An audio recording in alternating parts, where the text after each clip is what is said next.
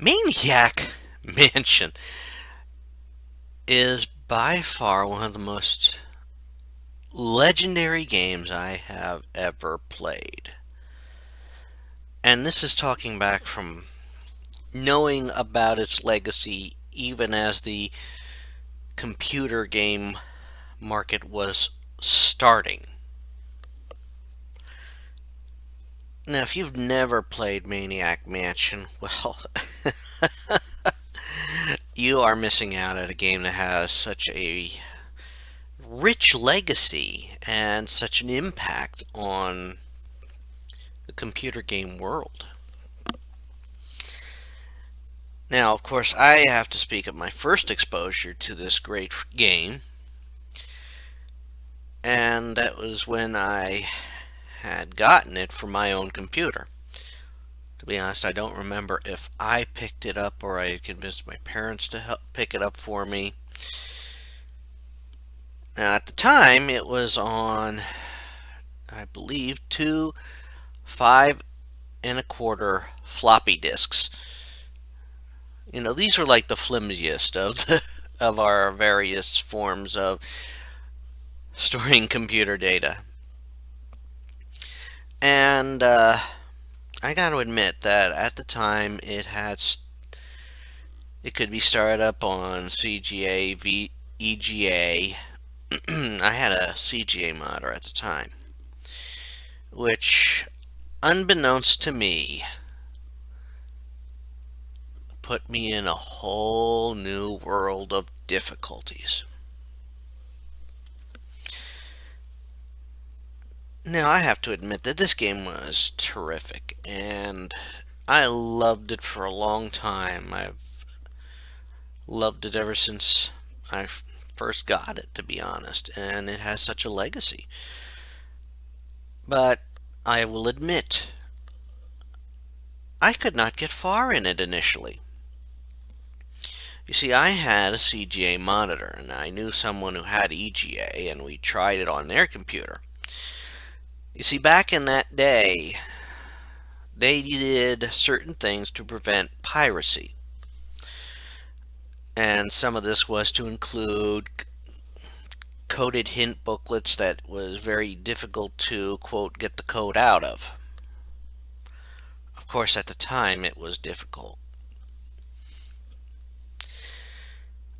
But the code system, and they used it in Zack McCracken, it was set up that you could go through part of the house without having to go through the door, a security door.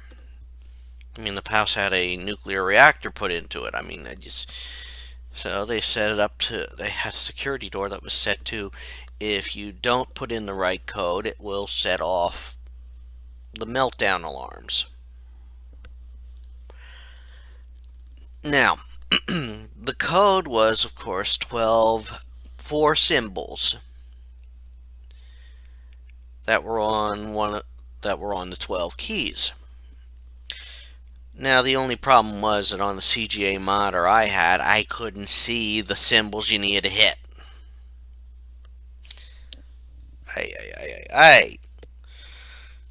Now, the solution was to indeed get somebody's computer who had an EGA modder, bring up the same screen, and copy all the symbols down. Now, of course, this was done to prevent copy protection, but when you don't have the right monitor to see it, but you have the game playable, it kind of defeats the purpose. Still, you find ways around this stuff, and I did. Now, of course, this was a great game at the time. It was one of the first to give you multiple solutions to problems. I mean, you need to get into the lab. Well, you got to befriend one of the people in the house to help you get into the lab. Need to distract somebody? Well, you could keep them busy on the phone, or you could sacrifice a player. like I said, there were multiple solutions for multiple problems. And there were also timed events. You'd have cutscenes happen after a certain amount of time in the game. This is, of course, to advance the story of the game. And the story of the game was basically you were playing Dave, and his girlfriend had been apparently captured by Mad Dr. Fred. And apparently he was going to use his, quote, zombie-matic machine on her. Now, of course, Dave takes 2 of his friends, and you have 6 to pick from, to get in the mansion and rescue Sandy. Now, I must add to this that 6 friends, some have different skill sets. You had Bernard, who was skilled at fixing the phone and the radio that was in Dr. Fred's room. This opens one path of solving the game. You had Wendy. She was skilled at typing and a skilled writer. She could basically translate something illegible into something very legible and well written. You had Sid and Razor. They were both musicians. So using them meant trying to work with the musical skill.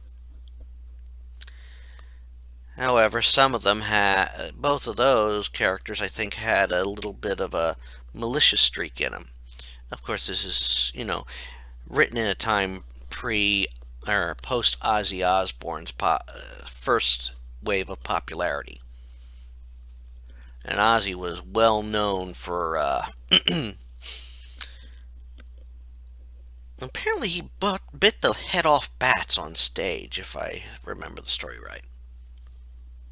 Of course, knowing this comes important later. There was also Jeff. All Jeff can do is fix the phone.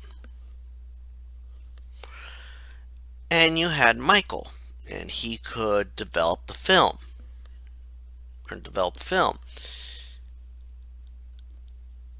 So each one has certain skills that allows them to take care of certain things. Now, of course, everybody else can do certain things, but they may require help, and there were also a bunch of two-way doors or specially operated doors in the game. The kind that person A must be holding the switch while person B goes through the door. And there were certain areas where you could be guaranteed safety because none of the mansion's inhabitants are going to chance upon you. So this is a game you learn by playing where you're safe, where you can go, what you can do, as well as certain triggers. I learned early on that you can explore a good many rooms, especially if you are able to operate that door, that security door. You could explore a good many rooms before you can trigger the timed events that start the game, or start the timeline of the game. See, once you go into the kitchen and trigger Edna, who's checking something out in the fridge, the game really starts. And after so long of gameplay, you get story cutscenes playing. Now, a skilled player who has played it multiple times, keeps things fresh in their memories, it is possible, I think, to get through this game in about 45 minutes. And the ending you get in this game also depends on who you pick, because certain solutions lead to certain endings. For example, if you are able to fix the radio, you can call the meteor police or the space police or however you want to call them. They come down, capture the meteor, and that was another thing about this game. You think it's Dr. Fred. No, he's been under the control of a sentient meteor. I love that twist. That's a lovely twist that they add in there. It adds to the absurdness of it and the crazy logic that goes with this game. But, when you use this method, you have the alien taken away, and you can do what you can to fix things and all that. And once you get Dr. Fred free of the control he's under, he even tells you to, quote, get rid of the meteor, or get rid of this, or do this. It shows that Dr. Fred isn't necessarily a bad guy. Now, this was one of the early LucasArts games, Lucasfilm games, before they did what they could to eliminate a death. I mean, this was probably one of the easier games to die in, and even then, it was difficult to achieve one of these deaths. For example, take a jar of water from the pool. This is radioactive water because the cooling rods for the reactor is in the pool. Put it in the microwave. Microwave it. Well, the steam, radioactive steam. Anyone in the kitchen, when you let that steam loose, dies. Well, and then you get a tombstone right next to the, right next to the front porch. Another example, empty the pool.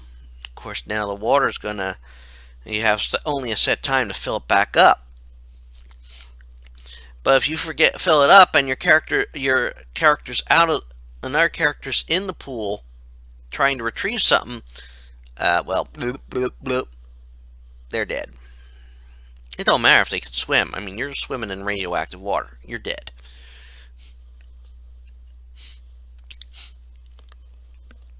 And it has such an array of characters in the game. I mean, of course, you have Dr. Fred Edison. You have Nurse Edna, who is a very lonely woman. I mean, she welcomes dirty phone calls. You have their almost militant son, Weird Ed Edison. You also have dead cousin Ted. I do not know how he got there. He's obviously been in the family a long time. Because, he's apparently Egyptian. And he will move. You have to get him to move in order to get some information. You also have green and purple tentacle. And green is more likable. Purple is, I suppose, somewhere in the middle. I say this because he is more malicious too.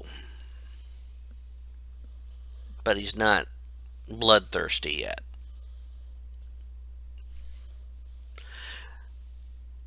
And of course, you have your characters who are quite interesting too. Like I said, I've mentioned all of them by name. And that is part of the legacy. You have such a varied characters that you could wonder about them. What happens after the game?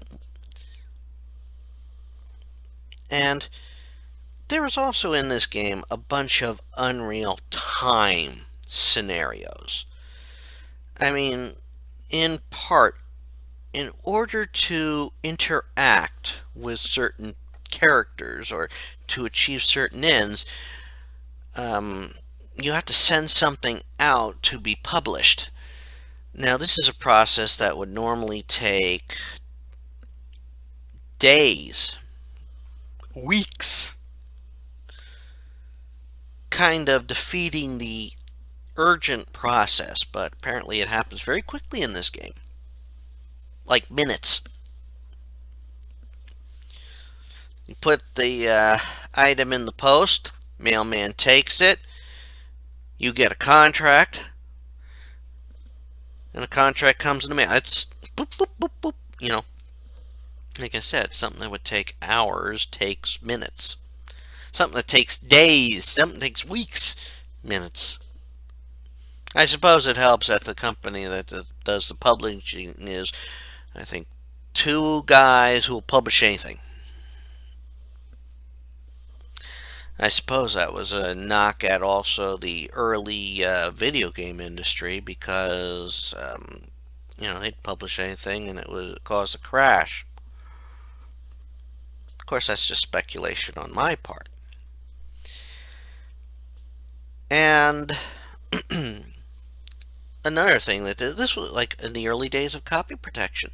So they had items that were in the game box that came with. In fact, I might still have the poster from the game, which looked like either a college cork board or bulletin board, or maybe even one that you would see in the old high schools where, put notes up on or anything. I'm more keen on thinking it was college. Mainly because it would make more sense. I can't remember if it was ever stated if they were college kids or high school kids. But I had that poster up on my own corkboard when I went to college. I don't think anyone ever asked about it. But it's the kind of thing. I guess it also would fit with the supposed time setting.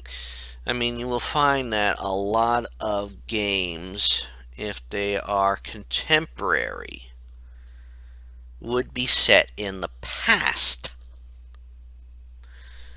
When 80s, you look back at the 50s and the 60s, or the 60s and the 70s. Something like that.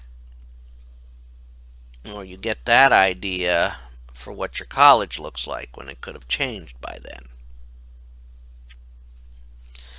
But I love that poster. And there were certain things in the poster that were, in its own way, hints at the game and what the characters can do. You have to scour the poster carefully to see that. Possibly an experienced player of the game can spot them all. And this game was such a phenomenal hit. It was one of a few computer games that were later converted for the now blooming Nintendo in the home console market. The Nintendo Entertainment System got a port of Maniac Mansion. Now, of course, they had to change certain graphics, because even though you had like CGA graphics and EGA graphics, the vast majority of things you had in the game couldn't necessarily be converted. There were certain things that had to be changed. And one legendary thing that eventually got taken out was the infamous hamster incident. Now, you see, the hamster incident involved first stealing Weird Ed's hamster. Now, most characters will hold on to the hamster and not do anything mean with it, seeing it as a way of appeasing Weird Ed. You see, Weird Ed also was the one who stole the one card that you need to get into the final chamber, where the meteor is. So you have to first snatch the hamster and then snatch the card. Providing Weird Ed with the hamster makes you his friend. So he becomes a safe person to be around in the house.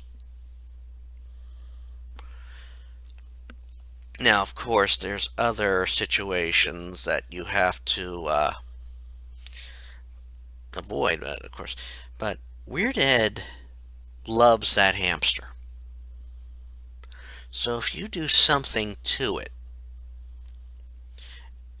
and that would actually be putting the hamster in the microwave.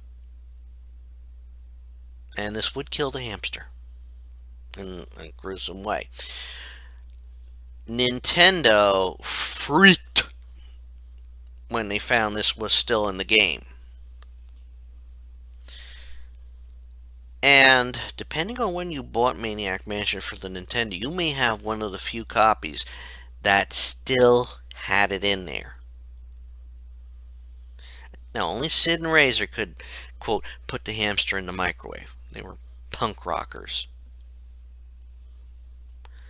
But should you return that hamster to Ed in that state, well, that's game over for you. Your character was dead. Now, this caused, this just became part of the game's legacy. Well talked about and all that. But there was more to it. First off, LucasArts had developed a special system for making their games that used the format that used. Zach McCracken used it, Indiana Jones used it, Secret of Monkey Island used it. So it got known as the script creation utility for Maniac Mansion. Scum. And that Scum legacy still lives on. And they had it in many games. They paid tribute to it. The Pirate Bar in Secret of Monkey Island is called the Scum Bar for a reason. The system that one of the best replication systems for the old DOS games on newer computers is Scum VM. I think it's called Scum VM. So, that's a legacy that remains. Also, you had, with the popularity of the game on Nintendo, they got the idea to write a sequel. Day of the Tentacle. Now, this game, to help tie it in more with Maniac Mansion, your lead character is Bernard. In fact, it's in this game that we get a last name for Bernard. Bernard Bernoulli. They figured it sounded probably nerdy enough, and I think Bernoulli had a scientific discovery or scientific principle named after him, and I'm I can't recall what it is at the moment. I'm not about to look it up right now. So, that helped sell that he was a nerdy character. And of course, you hear him say about going back to the mansion. But apparently, he's friends with some of the people there, especially Green Tentacle, which is kind of ironic because I think if you approach Green Tentacle with him on the first go around, he freaks out a little bit. I think. However, you will also find characters from Maniac Mansion and Thimbleweed Park. You just have to pay attention. You'll see a few characters from, quote, LucasArts games in there. And Sandy and Dave apparently own a diner in Thimbleweed Park. Now, I suppose I should mention one other thing about the Maniac Mansion legacy. And that is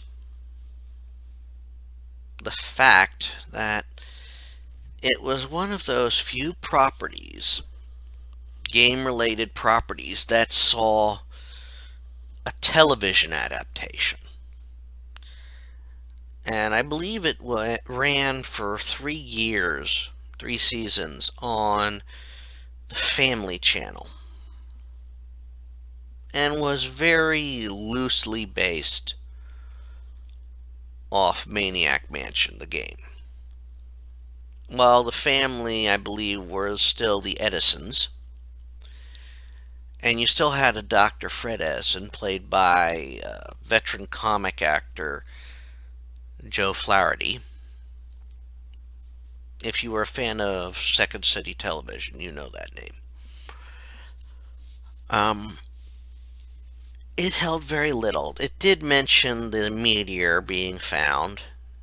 I don't think it ever delved into the lines of the game storyline. Of course, this was a situation comedy. It wouldn't go that far. Yes, you had some shenanigans, some weirdness. For example, the youngest Edison child and the kid's uncle.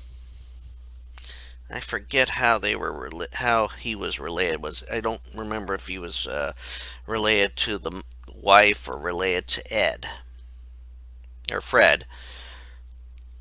They got caught in one of the doctor's devices, and well, the uncle got sort of merged with a fly,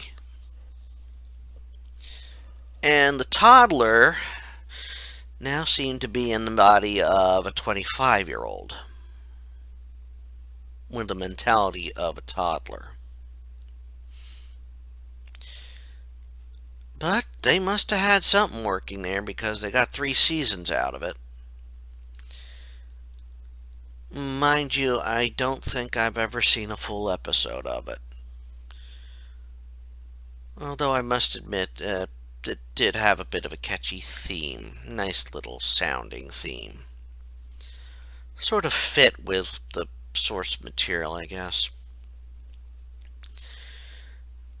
But that is the impact that, also Maniac Mansion did start my love of LucasArts games, and it probably started a lot of love for those games.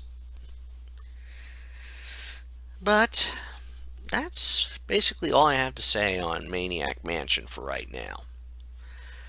Now, I do plan to talk a bit more about it, especially when I get to the next game in the series. After I do that retrospective, I'm going to do a little retrospective on the whole series. But for now, this is Rich Kale here on YouTube, Rich Gen X elsewhere, inviting you to subscribe to the channel and check out some of the other videos I have up here. And check out my Maniac Mansion playthrough. Take care all and have a good one. Bye.